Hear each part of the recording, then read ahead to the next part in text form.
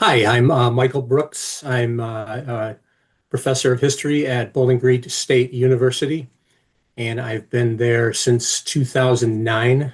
And we are here to talk about my second book, which was on the history of hate in Ohio. I had a collaborator um, having one of those Parkinson's moments. Um, Yeah, Bob Frittrick. Bob Fitrakis, Yep, there you go. focused on the kind of the post 1970 um, hate group history, and I did sort of up to 70, but we overlap a little bit. And some of the things that I wrote about, I carried into the 70s a bit. And, I sort of set up for the modern uh, history of hate in Ohio. Yeah, and your chapter is really well done because it walks us through a history that I don't think a lot of Ohioans were taught, which is that we were taught that we were always a northern state, that we were an abolitionist state, that we were part of the Underground Railroad. That's one of our claims to fame.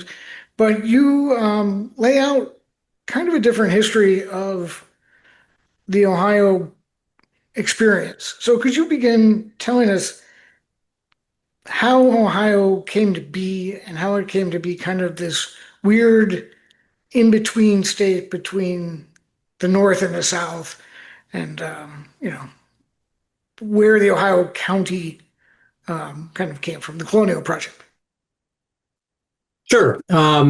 I like to remind people when we're talking about the history of Ohio and the formation of Ohio that this was originally indigenous lands. And sometimes people forget, they like to start with 1803 in the state, and they forget about the contested nature of the Ohio country.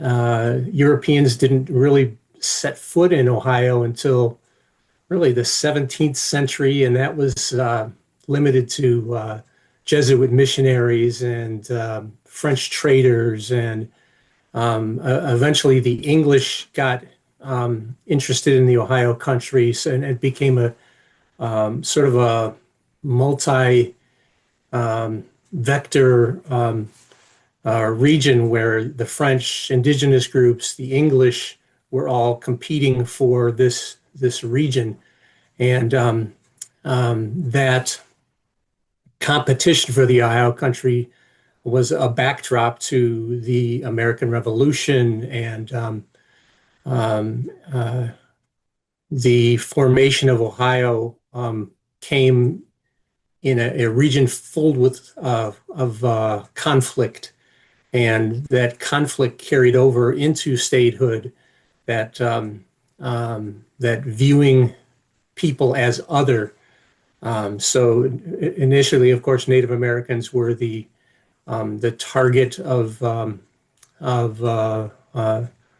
of hatred, and we talk about in the book some of the ways in which that played out. One of the most vicious was the Gnadenhutten, or as they pronounce it in that area, Gnadenhutten massacre of 1782, where 96 Lenape Christian Indians were slaughtered by a militia that had just had vengeance on its mind for an act that occurred 100 miles away involving different people, different Native Americans. And this violence, this bitter racial violence,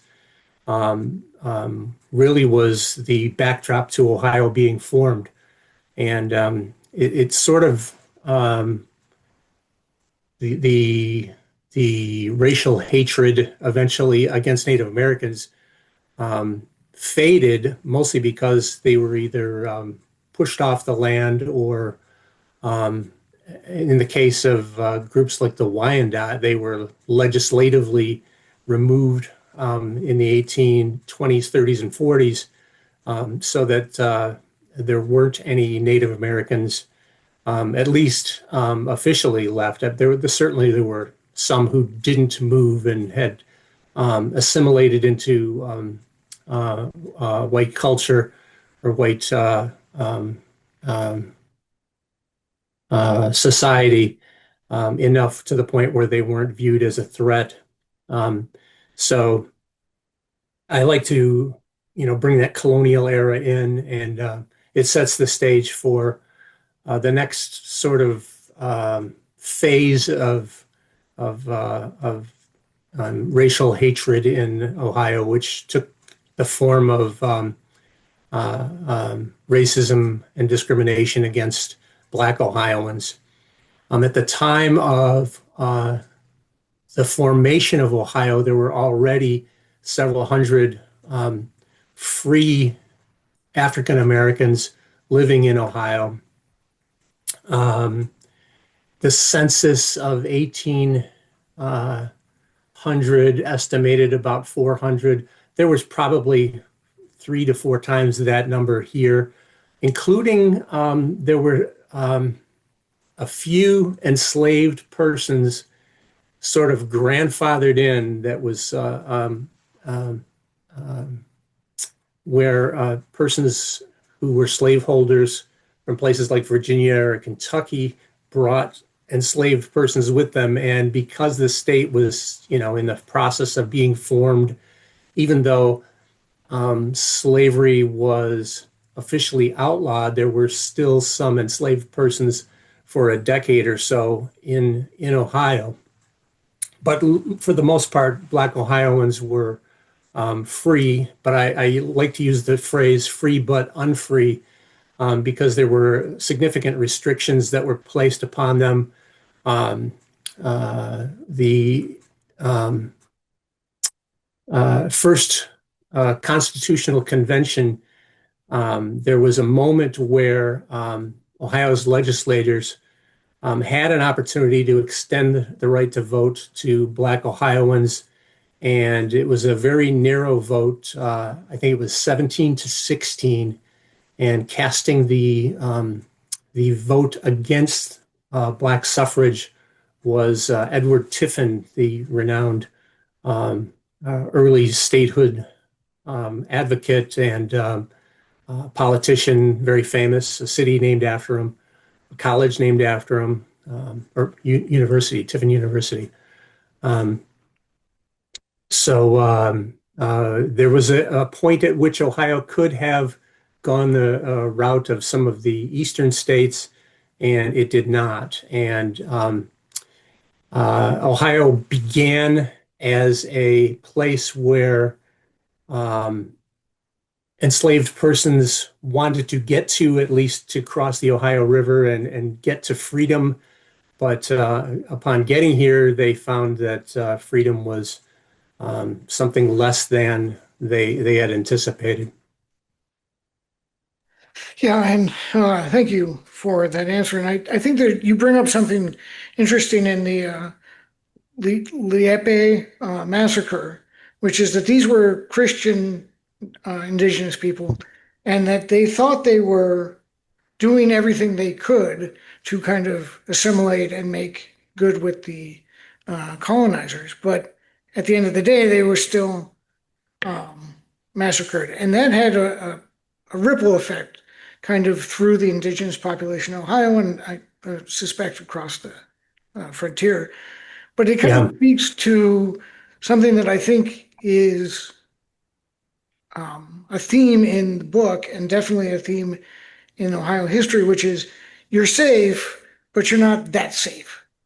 And so if you could kind Mhm. of explain how that thread works through Ohio black laws, because that's something that I'm not sure we cover enough when we talk about Ohio, just what they were and how they controlled and sought to limit that population. From the very earliest days of statehood, beginning in 1804, Ohio's legislators passed laws to restrict the freedom, the movement, the ability to carry out their lives on Black Ohioans. They were revised in 1807. These involved things like surety bonds that Black Ohioans had to, at least officially, pay a $500 bond to prove that they were free. They had sort of freedom certificates that they had to keep on them. Now, in different parts of the state, this was sort of selectively enforced, and it tended to be along the Ohio River, some of the big cities like Cincinnati, where the laws were more strictly enforced. But even then, Cincinnati was notorious for sort of needing Black labor to work, especially working on the docks and in the slaughterhouses, but not wanting Black Ohioans living near them. So at times these laws were enforced, and times they weren't. They had a clause in the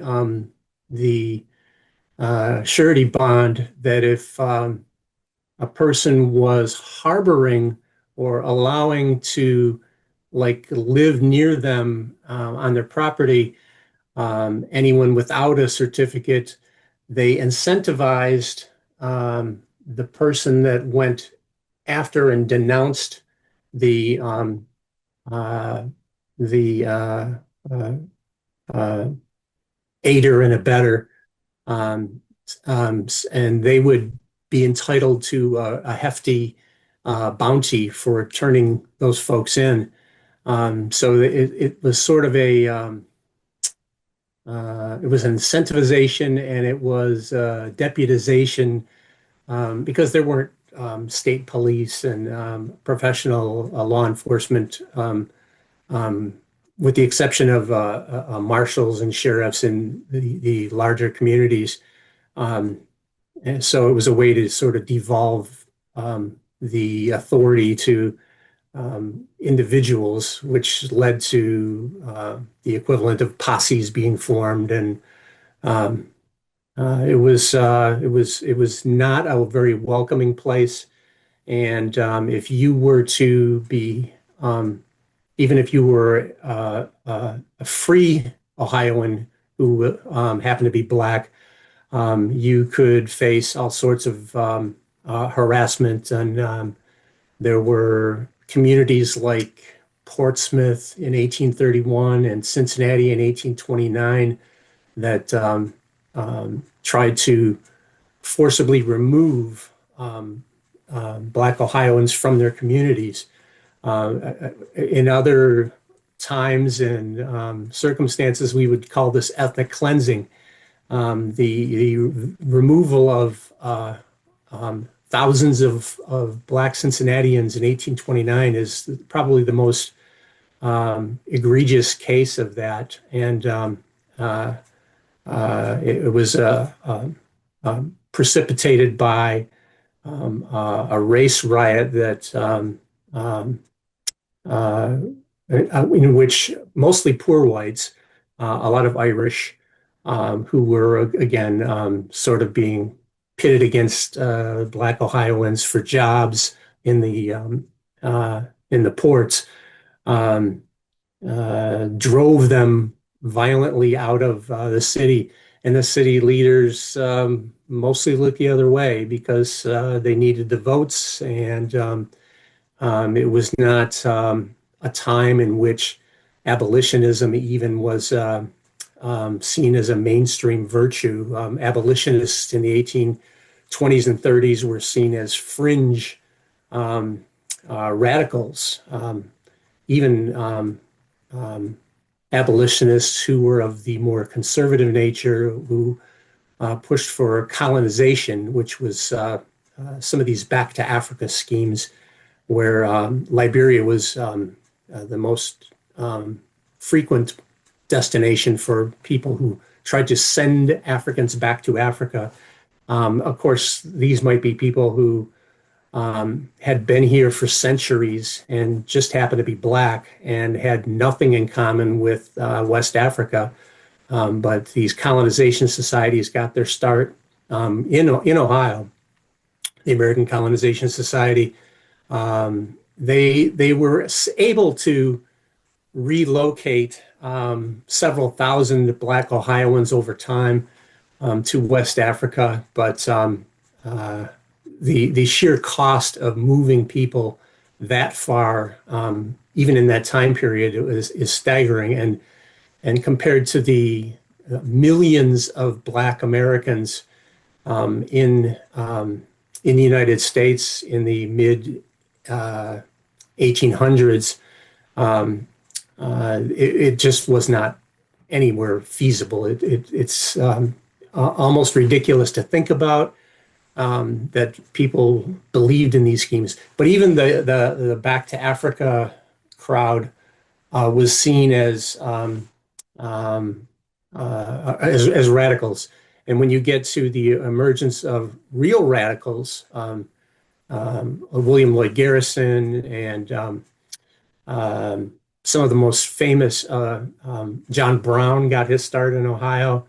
Now he would be, he's another level of radical beyond William Lloyd Garrison. But yeah, even like Lyman Beecher, the Presbyterian preacher who led Lane Seminary in Cincinnati, who was very cautious in his abolitionism. He was seen as dangerous, uh, let alone Theodore Dwight Weld, the much more radical um, author of the abolitionist book "Slavery as It Is," which collected stories of enslaved um, persons and the vitriolic violence that they faced. Well, yeah, thank you for that overview. I want to move into because African Americans and freed and not freed slaves weren't the only ones being targeted in this time. I was I really like your description of the know-nothings, and because I think they Hmm. tend to get a pass sometimes in our history. So if you could give us a kind of a brief overview of the know-nothings, and then we're going to walk into the Civil War kind of briefly at the same time. So The Know Nothings were one of these in the second party system. The Democratic Republican Party, or just the Democrats, were the entrenched mainstream party, but they had a big crisis on their hands because they had some members of their party who were very embracing of abolitionism, and some, especially those in the South, who were supporters of slavery. But that was building. But there were when the Whigs sort of imploded in the 1840s, a whole bunch of parties: the Free Soil Party, the Know Nothings, the Liberty Party, that would eventually form the basis of the Republican Party. But the Know Nothings were they were nativist for the most part. They were anti-Catholic. Many of them were convinced that the Pope had this plot to turn the United States into the new Rome, that Catholic schools were training grounds for the Pope's shock troops, that Washington, D.C. would one day be the new Vatican, and just crazy, crazy conspiracies.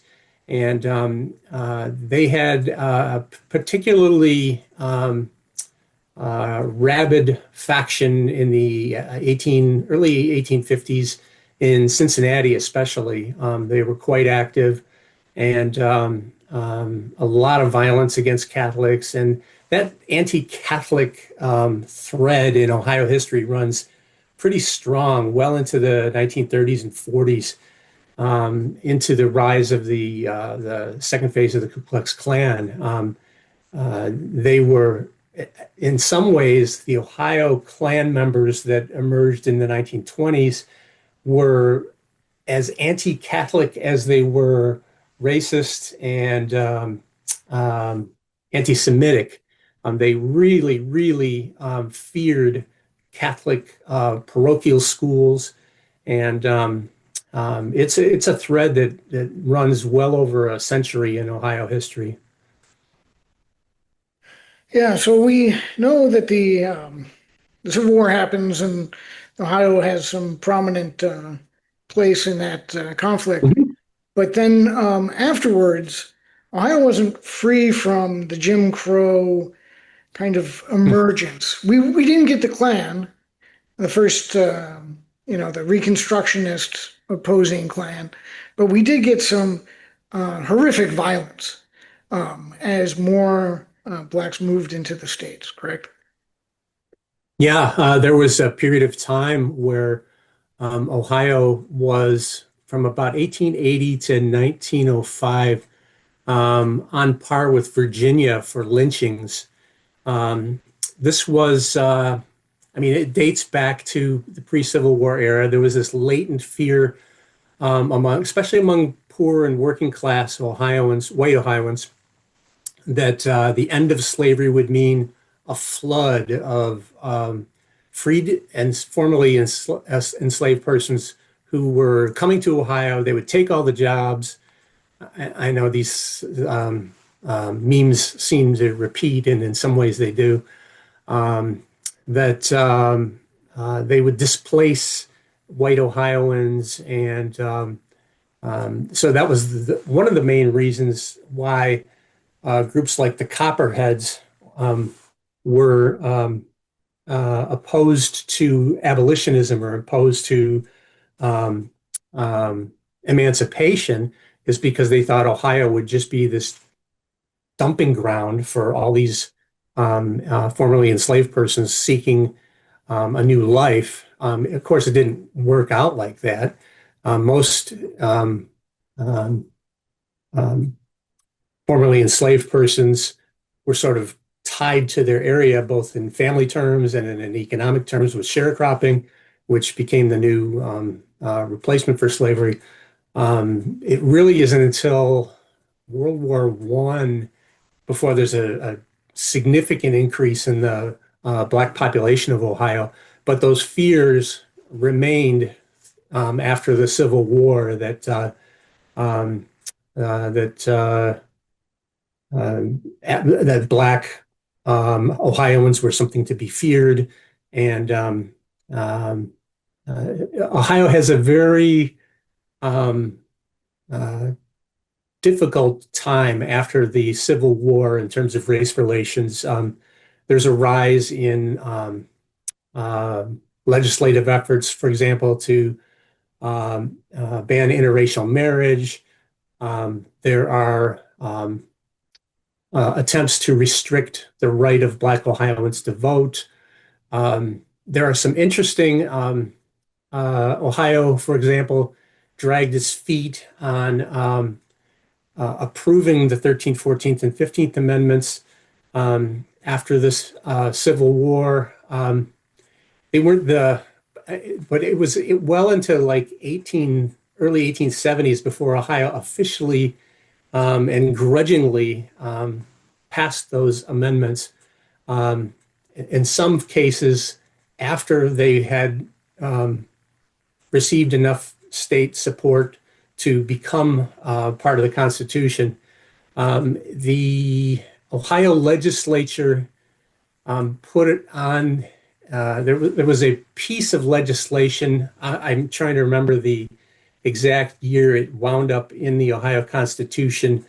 It didn't carry any weight, but it had said that uh, the right to vote was limited to white adult males, and in 1912, the citizens of Ohio had a chance to remove this word from the Constitution, which again, it didn't carry any weight because there had been federal amendments passed that guaranteed the right for African Americans to vote.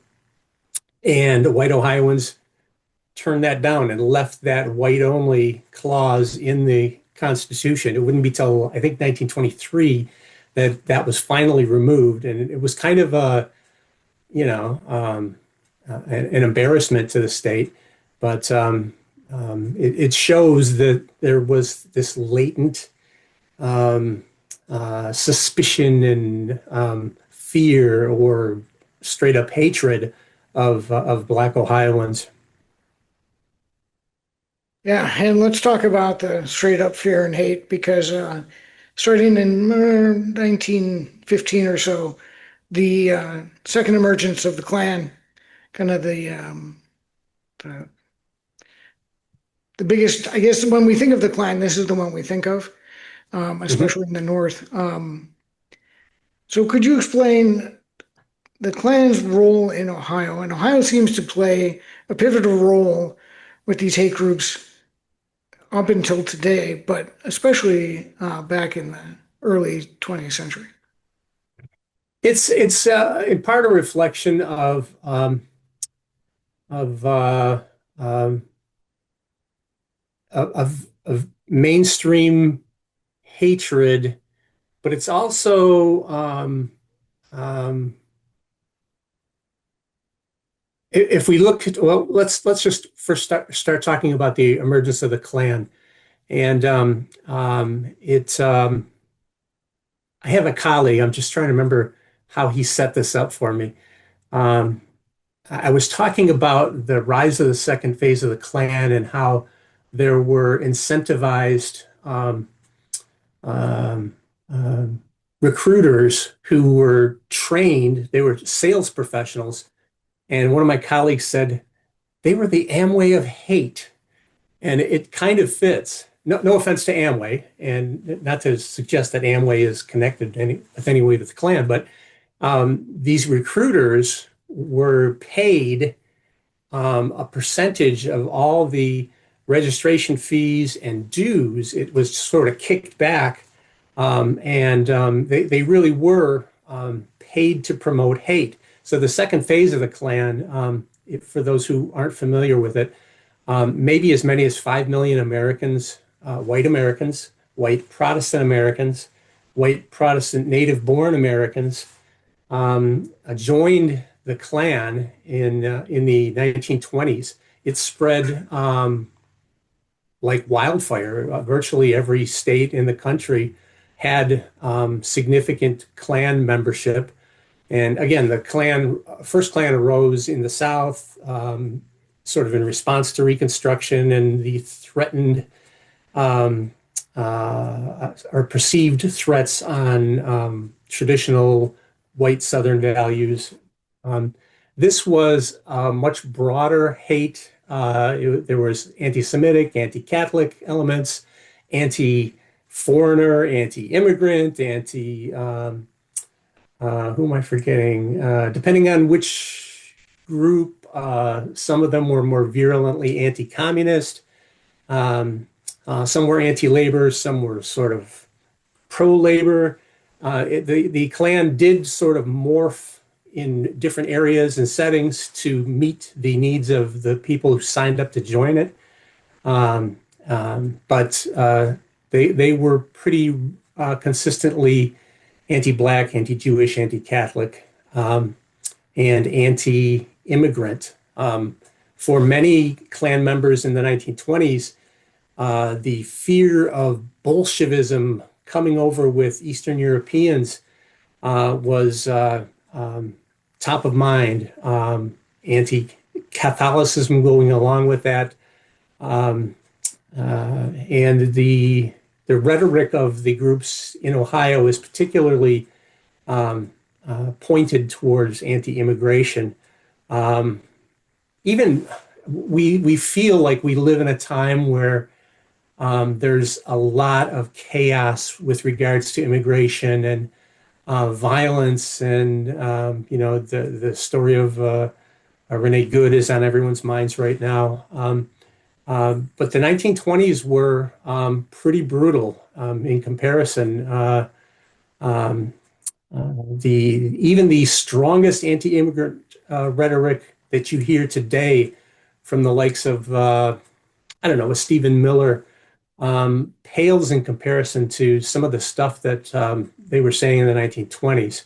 So as much as I feel unsettled in this time that we live in right now, as a historian, I know that it's not like it was even in the 1920s. Um, but the Klan grew, and Ohio played a pivotal role in the rise of the Klan. Perhaps as many as 500,000 Ohioans joined either the Klan, the Ladies Auxiliary Klan, the Junior Klan. The same colleague who gave me the tagline of Amway of Hate said, "The family that hates together stays together." When we were chatting one day, he's full of good quips.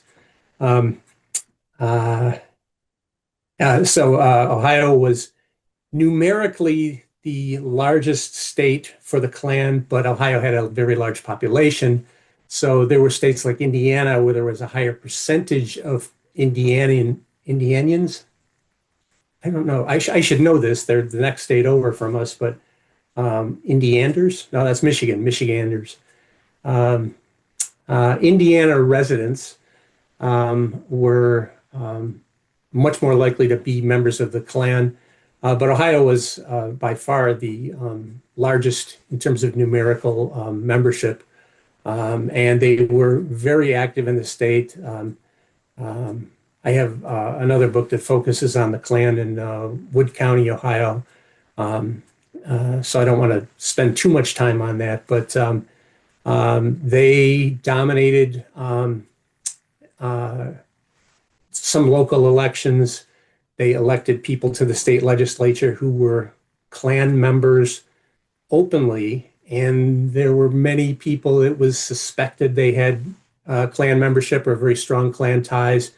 The Klan could endorse people and throw a lot of votes their way. So for example, in 1924, Calvin Coolidge, now both parties in the early 20s do a sort of dance with the Klan. They don't want to condemn the Klan, but they don't want to embrace the Klan. And Calvin Coolidge, the Republican, made more overtures to the Klan in terms of policy, particularly like the Immigration Act of 1924. That was a centerpiece for the Klan getting behind Calvin Coolidge.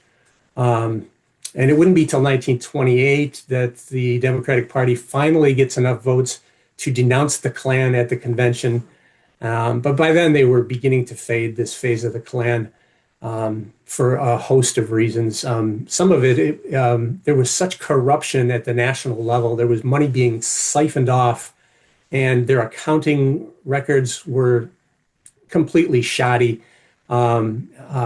farcical. In fact, by the 1940s, the IRS has put so many liens on the Ku Klux Klan Incorporated, which is what the Klan was in that version of the Klan, that they essentially put them out of business. They bankrupt the Ku Klux Klan, which ends the Klan in the second phase. And we should be excited that the Klan is over, but instead it breaks off into factions that continue to plague the country at various levels and times in the rest of our history, but most notably in the 50s and 60s when they become very, very violent again. And that second phase of the Klan, I should add, is much more mainstream, much more pedestrian. There is violence associated with this Klan. For example, in Wood County, which I studied very closely in my first book, they regularly set off bombs outside of perceived enemies, places of employment, homes, churches. They would parade and show their strength. And in one sense, a parade is just a parade. You know, the group is out there. They are wearing, they're, carrying torches, and they're burning crosses, and they're wearing their robes, and they're doing things legally.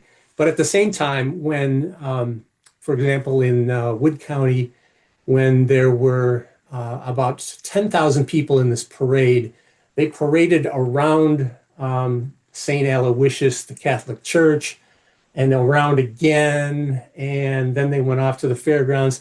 It's clear that they were sort of flexing their institutional muscles, and sort of almost taunting the Catholics to single them out like that.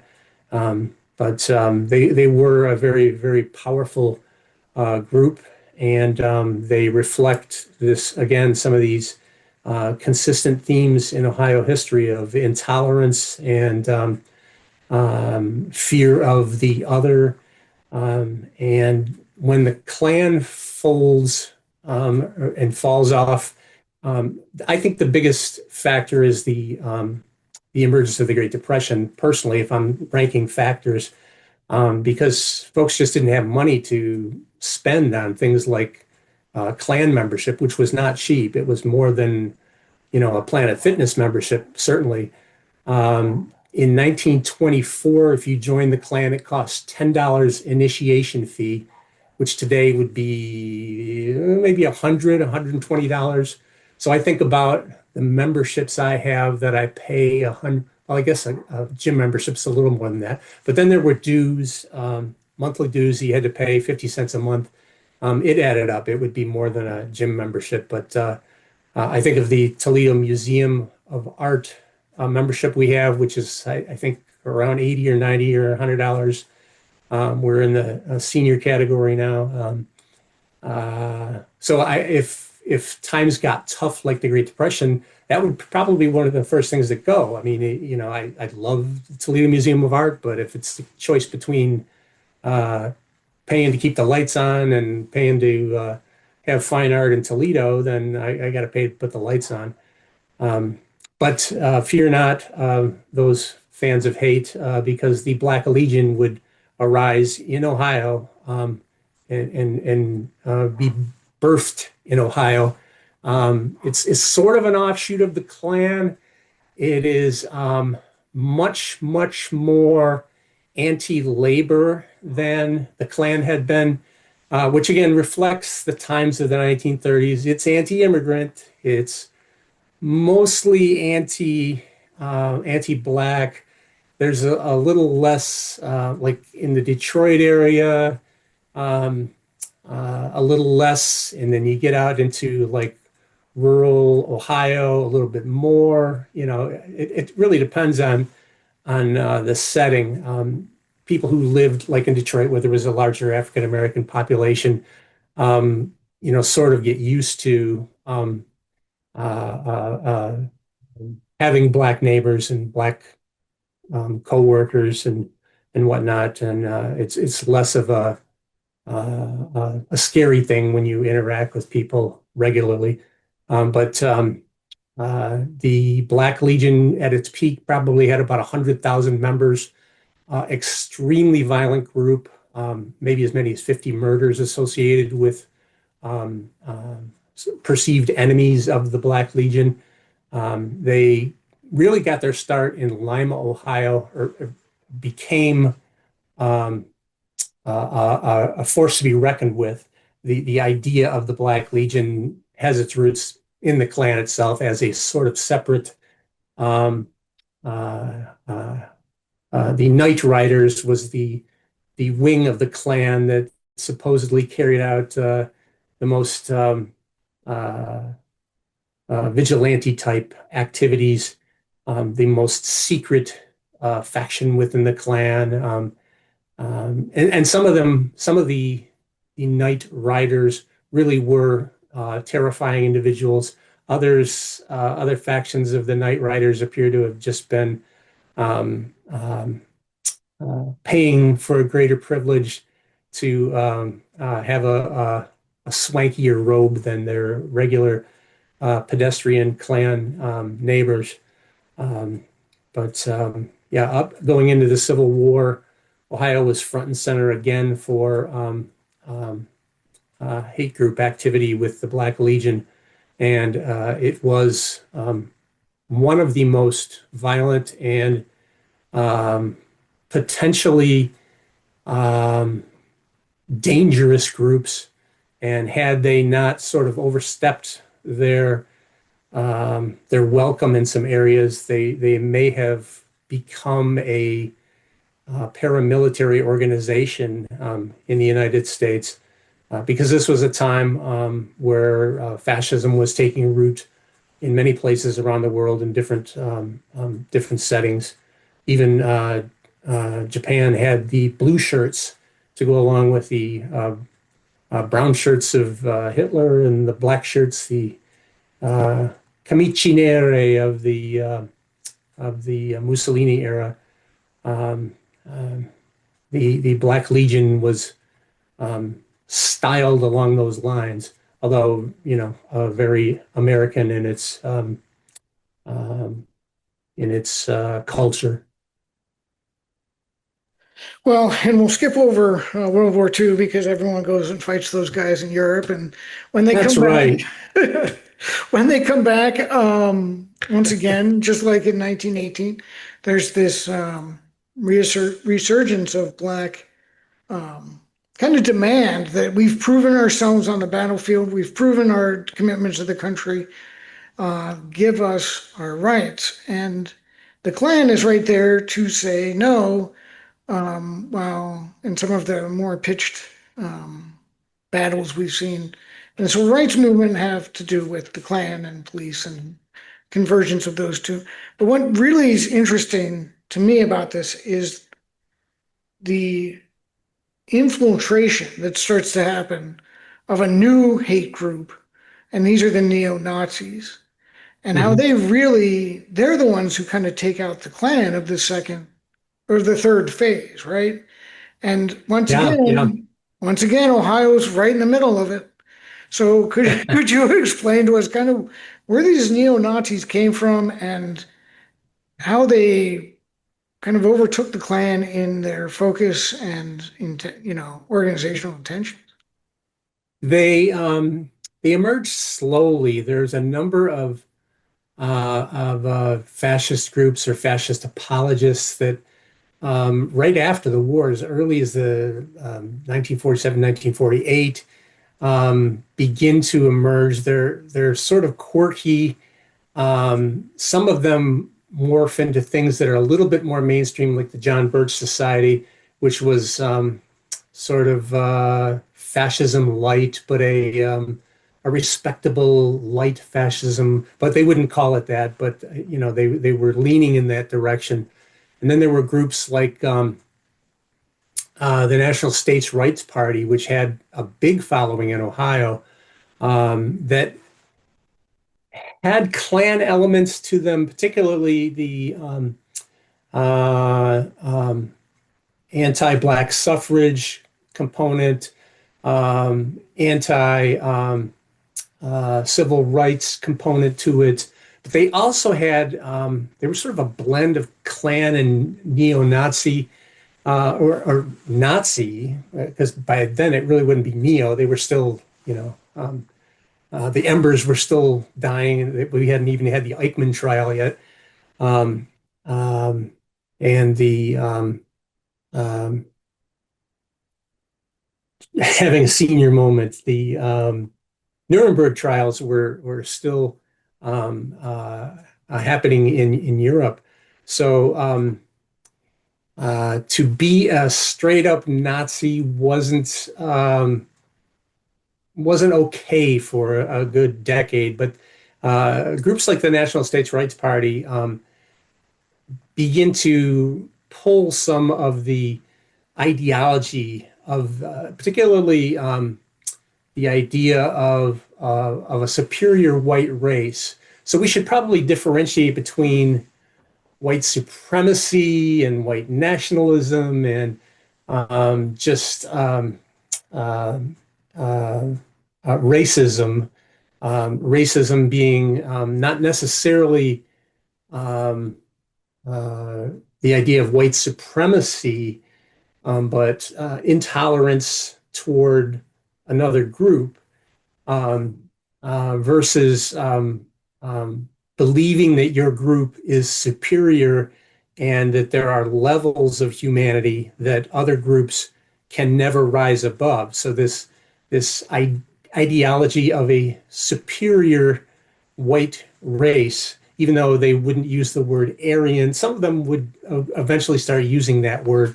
But the National States Rights Party has that thread of that racial supremacy, um, um, and so it's um, uh, much fiercer than sort of latent racism or intolerance, because you can be racist or intolerant and or bigoted and just not want to have to live next door to somebody who's of a different race or ethnicity or something, but you don't necessarily feel like they are, maybe you think your people are a little better, but those folks can rise up to your level, but you just don't want to live by them. Or I'm thinking, I better be careful. I live in a pretty diverse neighborhood, but I have a neighbor who flies a Confederate flag.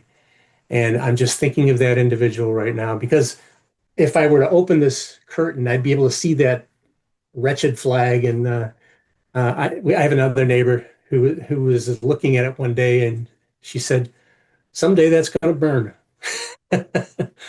um, I had my senior moment. Now I'm having my ADD moment. Um, um, so we're differentiating between white supremacy and intolerance, bigotry, and racism. Um, um, uh, and the National States Rights Party is very strong in Dayton is the big center of it, but they're active in Cincinnati and Middleton and throughout kind of south central Ohio into Columbus. And the party has a couple of election cycles 60, 64, where they are, flexing their muscles a little bit. They're on the ballot in a number of states.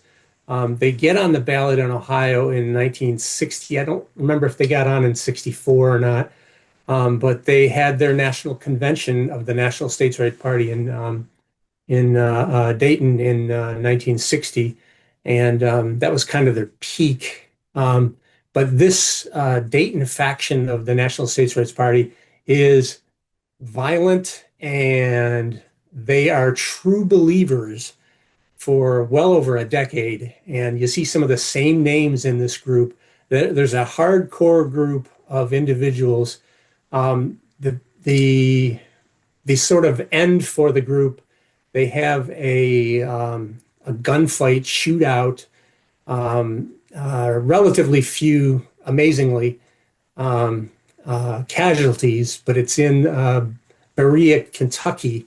They were having a sort of social event there, and there were some words exchanged with some Black Kentucky residents, and they got their guns, and the National States Rights Party, let's call them gang members, because these were the ruffians, not the elites of the party, had a shootout, and amazingly, no one was killed, but hundreds of rounds fired at each other, and that really got the FBI focused. They'd been watching this group for quite a bit of time.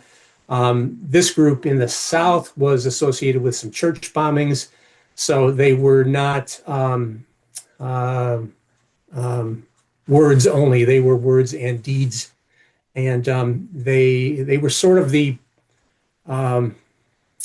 proto neo-Nazi group. And some of those folks gravitated more towards neo-Nazi organizations that really really took off in the mid 60s. The American Nazi Party, George Lincoln Rockwell, um, um, hit this state regularly on his national speaking tours.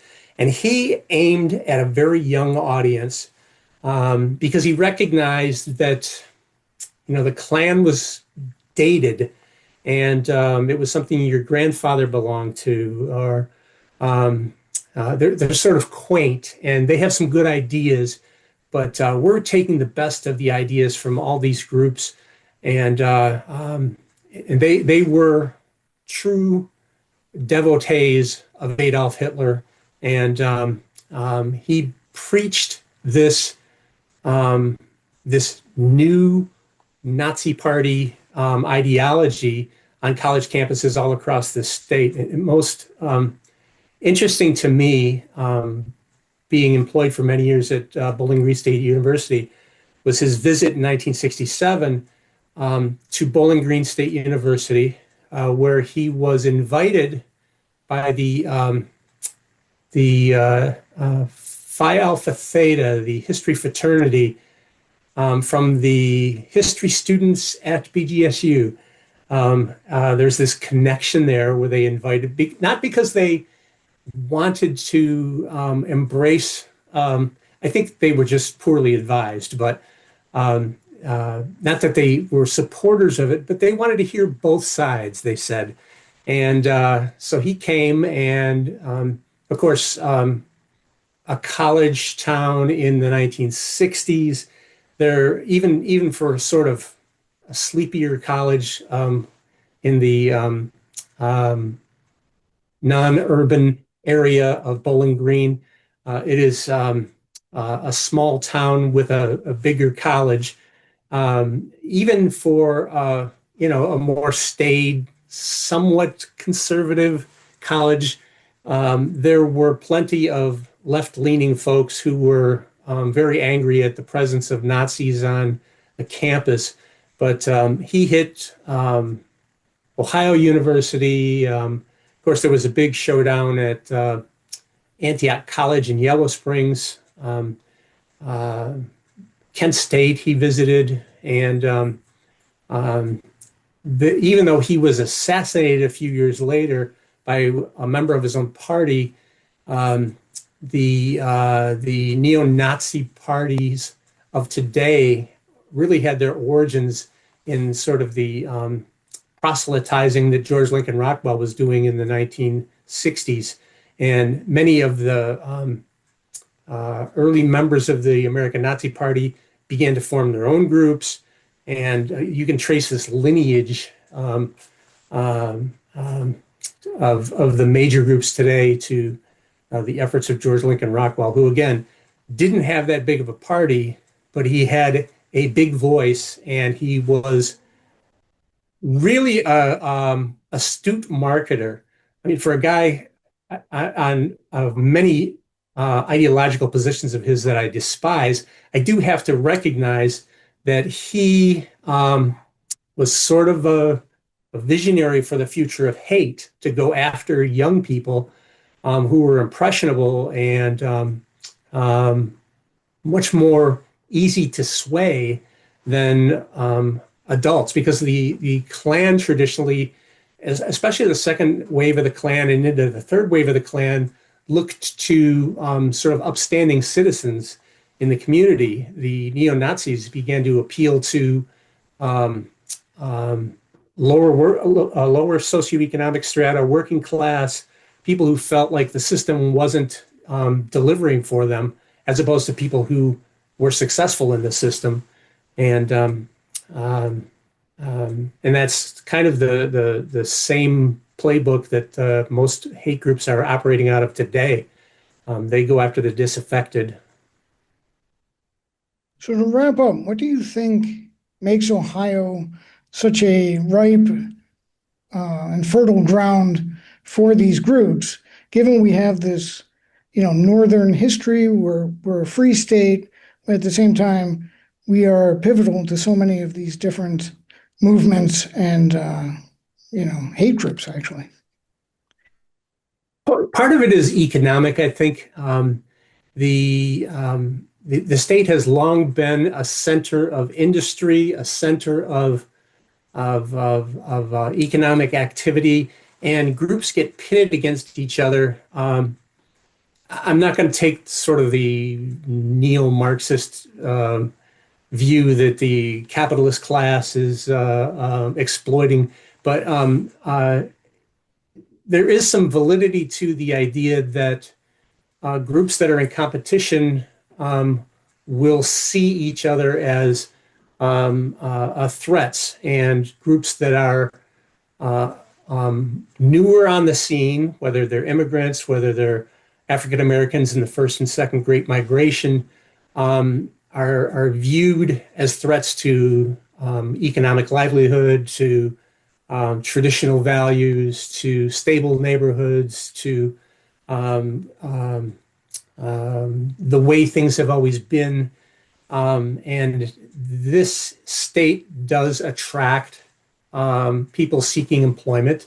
Whether, and there's a wave also, I think I talk about it briefly in the book, of Appalachian migration, of white Appalachians who moved to Ohio, maybe as many as 500,000 from West Virginia, Western Virginia, Eastern Kentucky, in the 40s and 50s.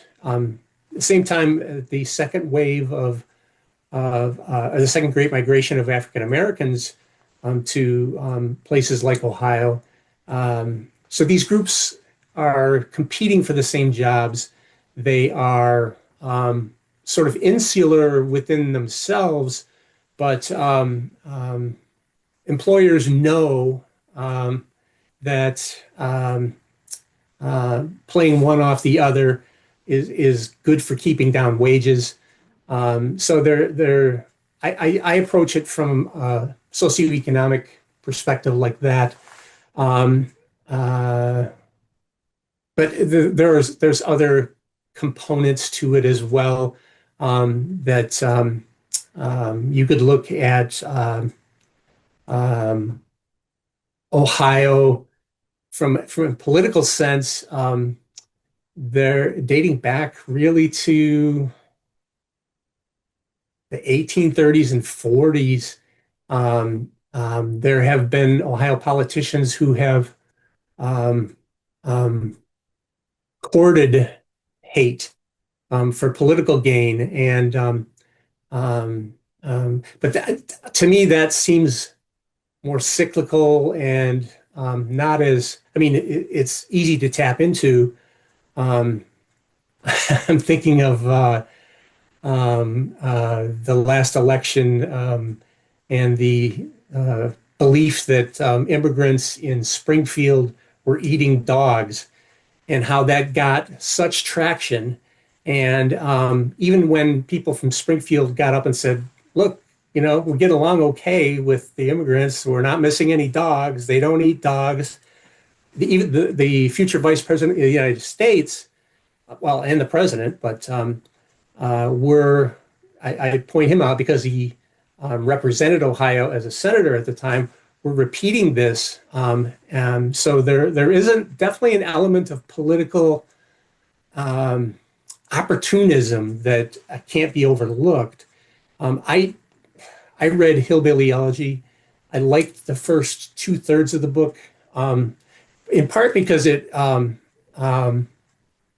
am from that wave of Appalachian, at least on my dad's side, migration. My dad was born, of all places, in a town called Appalachia, Virginia, and he moved up 23, US 23. They ended up settling outside of Detroit in Romulus, Michigan, by an auto plant. Um, so I know those people, and I recognize some of the people in J.D. Vance's Hillbilly Elegy. And it really surprised me when he became so virulently anti-immigrant, and because I don't see that in that book. I see somebody who grew up in impoverished, and I share some of those same roots. And it was sort of puzzling, but again, that was the way the wind was blowing when he ran for Senate, and he found that that was a quick way to the White House, although as vice president and perhaps our next president, who knows? I'm just fascinated by it. In a academic sense, as a human being, I have different views on how we should be viewing persons from other countries and other. I mean, I enjoy my interactions with people from different parts of the world, and I have neighbors from virtually every ethnic group and religion in my neighborhood, and it's just bustling and lively. Nobody, with the exception of the one Confederate flag waving fool, I'm getting myself in trouble. Hopefully, he won't see this podcast, but he probably, knowing who he is, he probably likes the attention. So, yeah,